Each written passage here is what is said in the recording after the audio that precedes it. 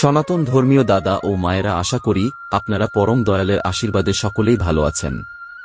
আপনাদের মাঝে যে বিষয়টা নিয়ে আলোচনা করব সেই বিষয়টি হচ্ছে বিয়ের আসরে উল্টো দিকে 7 পাক ঘুরে বলব। জানুন আজব গায়ের আজব প্রথা। ছত্তিশগড়ের একটি আদিবাসী সম্প্রদায়ের গ্রাম হল কোরবা। এই গ্রামে গোন্ডা নামক আদিবাসী সম্প্রদায়ের বাস। এই সম্প্রদায়ের মানুষ বিয়ের সময় উল্টো পথে 7 পাক ঘোরেন।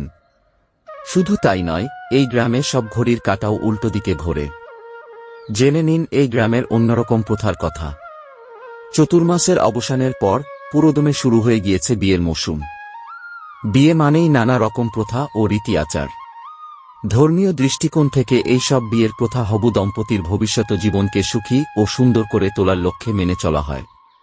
তবে প্রচলিত বিয়ের রীতিনীতির বাইরেও এমন কিছু প্রথা আছে যেগুলি সমাজে খুব একটা প্রচলিত নয়। এই রকম রীতির কথা শুনলে তাই স্বাভাবিকভাবেই অবাক হয়ে যাই আমরা। এখানে এমনই একটি অবাক করা বিয়ের প্রথার কথা তুলে ধরা হলো। এই সময় আপনাদের জানাবো এই এক ধরনের বিয়ের কথা যেখানে উল্টো পথে 7 পাক ঘোরেন বরকনে। বিয়ের সময় বর ও বউয়ের যজ্ঞের আগুনকে ঘিরে 7 পাক ঘোরা একটি গুরুত্বপূর্ণ প্রথা। একটি পাকের সঙ্গে বৈবাহিক জীবনের একটি প্রতিশ্রুতি জড়িত। মনে করা হয় 7 পাক ঘুরে 7 জন্মের বন্ধনে পরস্পরের সঙ্গে আবদ্ধ হয়ে যান পাত্রপাত্রী। কিন্তু আজ আপনাদের এমন একটা জায়গার কথা বলবো যেখানে উল্টো দিকে 7 পাক ঘোরেন বিয়ের বরকনে।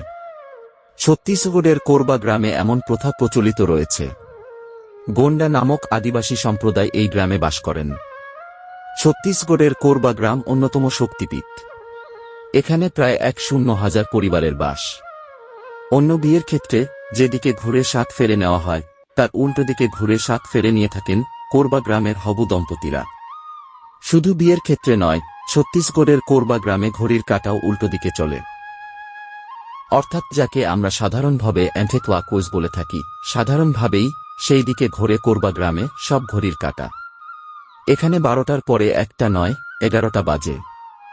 এটাই ঘড়ির কাঁটা চলার সঠিক দিক বলে মনে করে গোন্ডা আদিবাসী সম্প্রদায়। এইভাবে সময় দেখাকে বলা হয় গোন্দোয়ানা টাইম।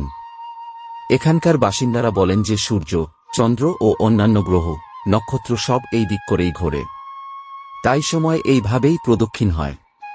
তাই এই গ্রামে সব ঘড়ির কাঁটাই উল্টোমুখী। আশা করি আপনারা ভিডিওটি মাধ্যমে বিষয়টি বুঝতে পেরেছেন। ভিডিওটি যদি ভালো লেগে থাকে তাহলে অবশ্যই এই চ্যানেলটিতে শেয়ার, লাইক, কমেন্ট ও সাবস্ক্রাইব করে পাশে থাকুন। সবাইকে হরে কৃষ্ণ। জয় হোক সনাতন ধর্মের।